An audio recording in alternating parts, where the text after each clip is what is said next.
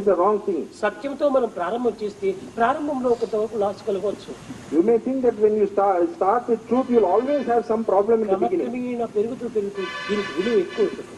Gradually, there will be a great increase in its value. అయితే ఇక్కడ మీరు ఈ సత్య ధర్మ శాంతి ప్రేమను ఏ రీతిగా వినియోగించాలి?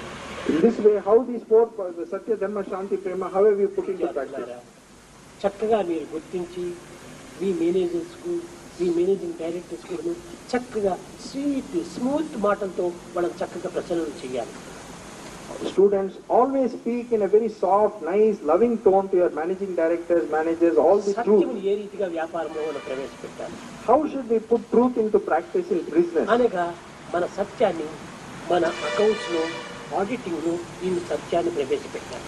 We must put truth in our accounts and in our auditing. ఇది కొంతవరకు కష్టమే. I know that it is causing difficulty. సత్యంలో కూడా ఒక నియమాన్ని పాటించాలి. నియమాన్ని limit. In truth also there is the limit here.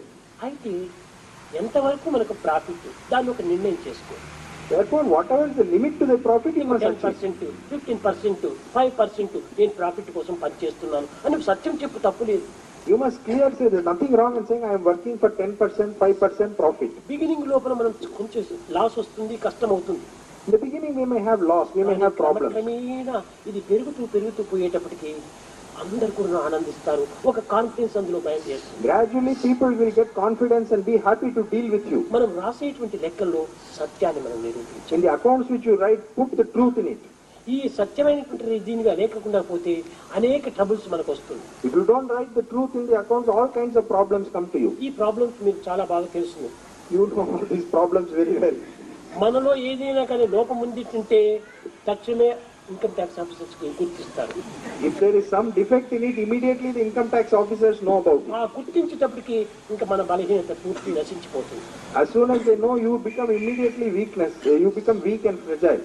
కనుక ఈ వీక్నెస్ మనం ఏమాత్రం అవకాశం లేకుండా సత్యాన్ని మనం చాటుదా. You should never give room for this weakness and go only with the truth. నీ ప్రాఫిట్ నువ్వు తీసుకో, బిజినెస్ లో ప్రాఫిట్ ఉండాలి.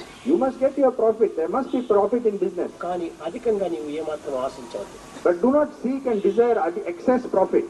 ఇది కేవలం సొసైటీ వర్క్ గా నీవు భావించు. You must think that this is a work for society. కనుక సత్యాన్ని ఈ రకమైన లెక్కల్లో మనం నిరూపించాలి. This is the way to put truth into our account. ఇంకా ధర్మము